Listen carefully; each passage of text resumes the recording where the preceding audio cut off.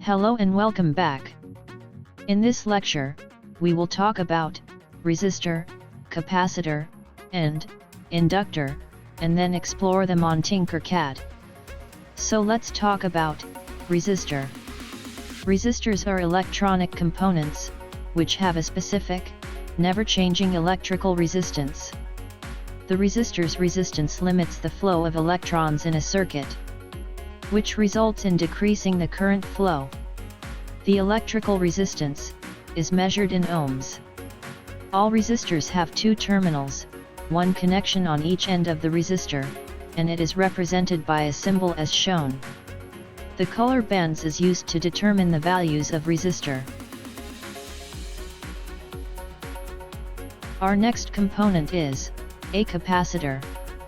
A capacitor is a two-terminal electrical component. Along with resistors and inductors, they are one of the most fundamental passive components we use. You would have to look very hard to find a circuit which didn't have a capacitor in it.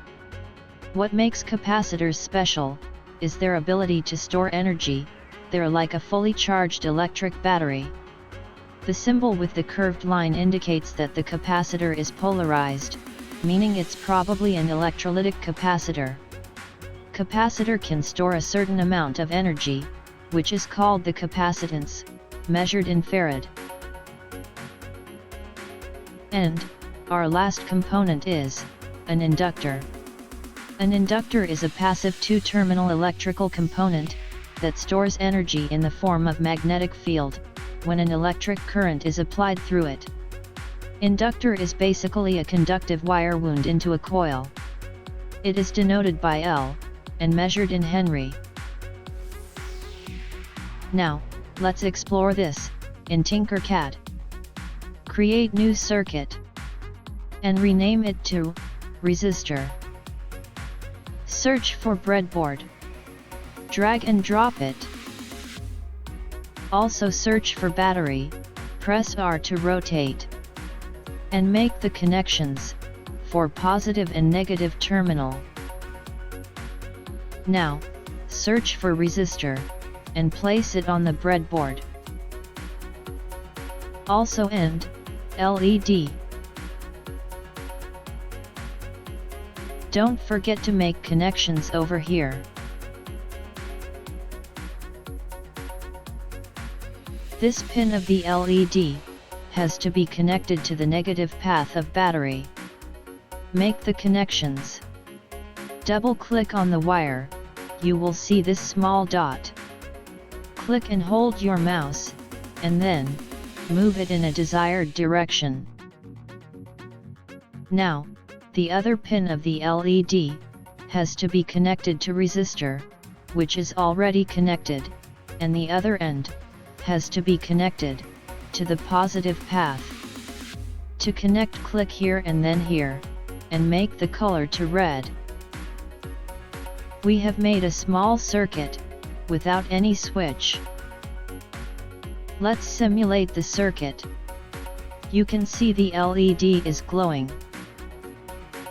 The current flows from the positive path all the way to the resistor, then to the LED, and at last to the negative path, completing the circuit. Now, what we will do is change the value of resistor. To do it, first we have to stop the simulation and click on the resistor. You can see the resistance is 1 kilo ohm. Let's make it to ohm and change the value to 1000 ohm. Let's add one more LED so we can see the real difference. Click on LED. To copy, press Ctrl C, and to paste, press Ctrl V. Same for the resistor.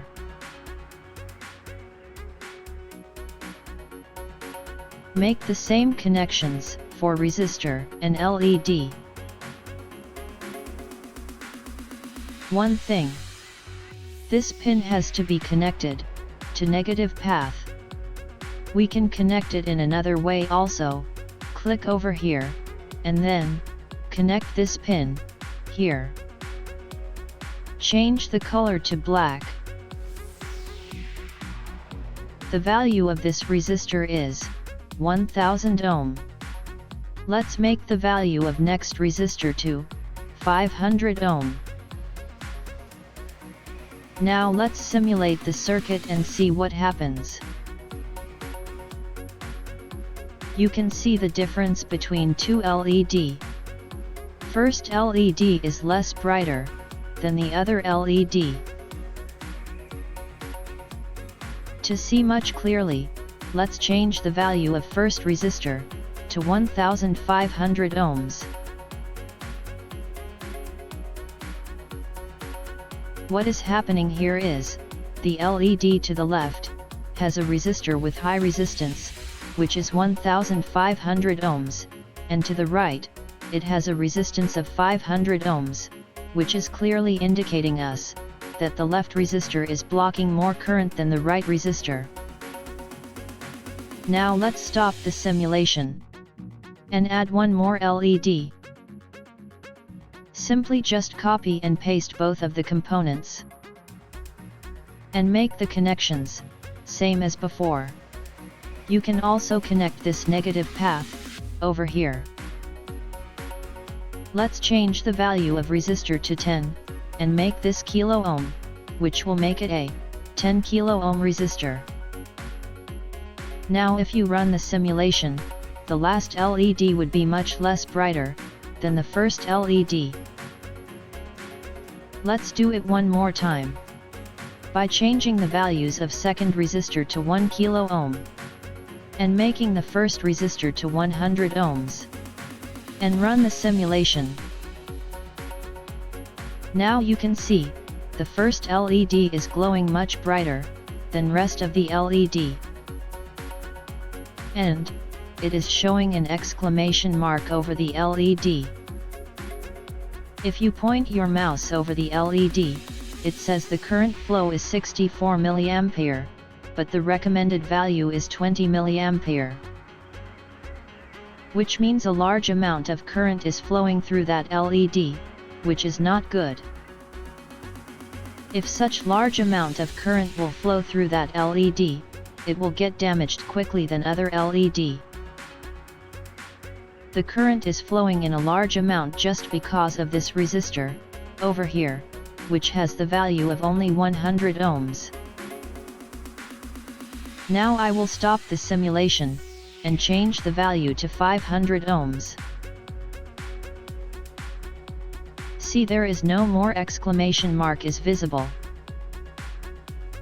In conclusion, we can say that, higher the resistance, lower the current flow, and lower the resistance, higher the current flow. Now let's get back to the dashboard, and create a new circuit for capacitor.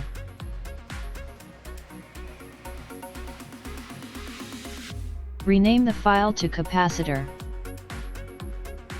Search for breadboard and battery and make the connections as usual.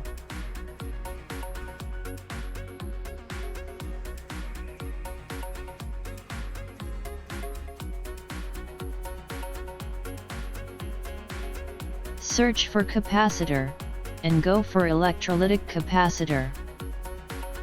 Search for the LED, and place it over here.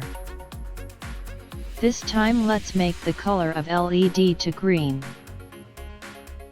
And we need one more component, and that would be a slide switch. Press R to rotate, and place it over here. Let's make the connections. Here this pin shows negative, and also this white strip indicates that this pin is a negative. And this pin of LED also has to be connected to negative. What we can do is, pick this LED and place it over here. What happened is the pin of LED, and the pin of capacitor, are connected in a single path. Connect this path to the negative terminal of battery.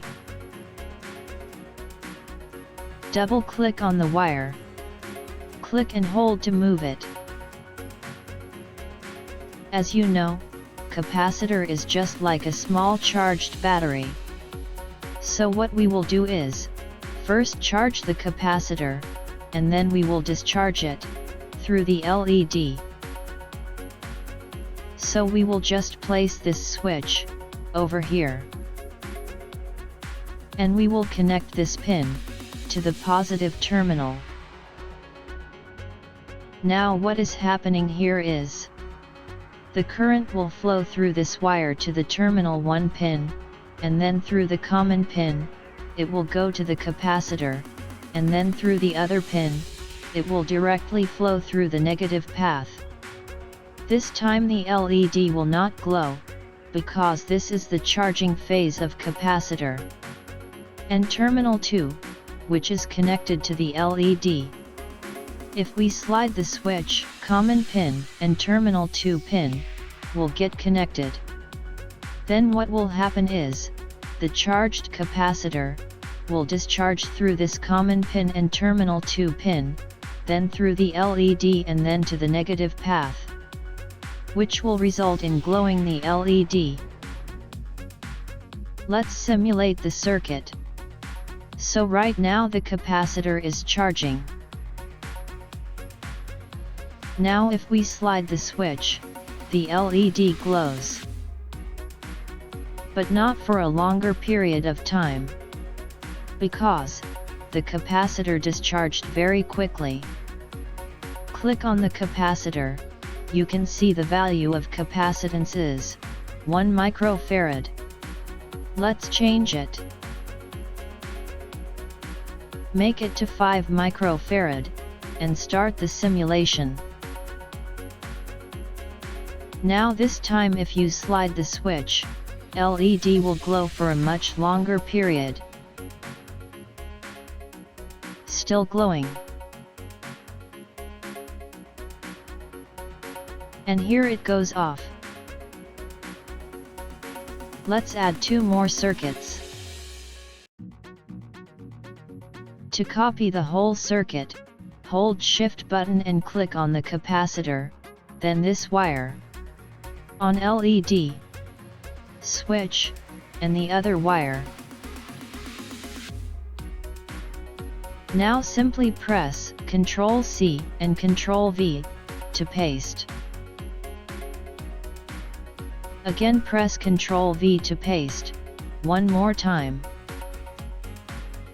As you can see, the connections aren't copied, so we have to make the connections by ourselves. The connections are the same, let's make it quick.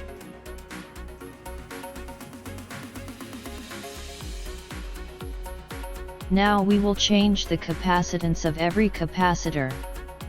Let's make this to 1 microfarad, this to 5, and the last one to 10.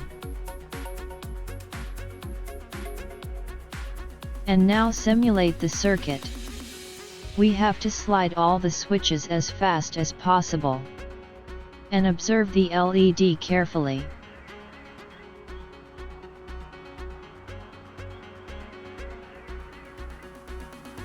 You can see, the first LED is already turned off.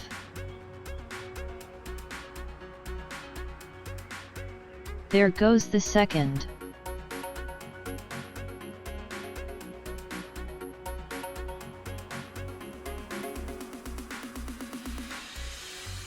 And the last one. The last LED was glowing for a much longer period, because the capacitance of that capacitor was 10 microfarad.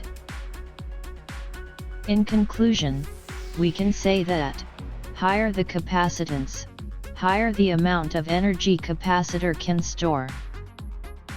That's all in this lecture. To work with inductor, first we need to know about power supply and multimeter, which we will be covering after next couple of lectures, and then we will talk about inductor. See you in the next lecture.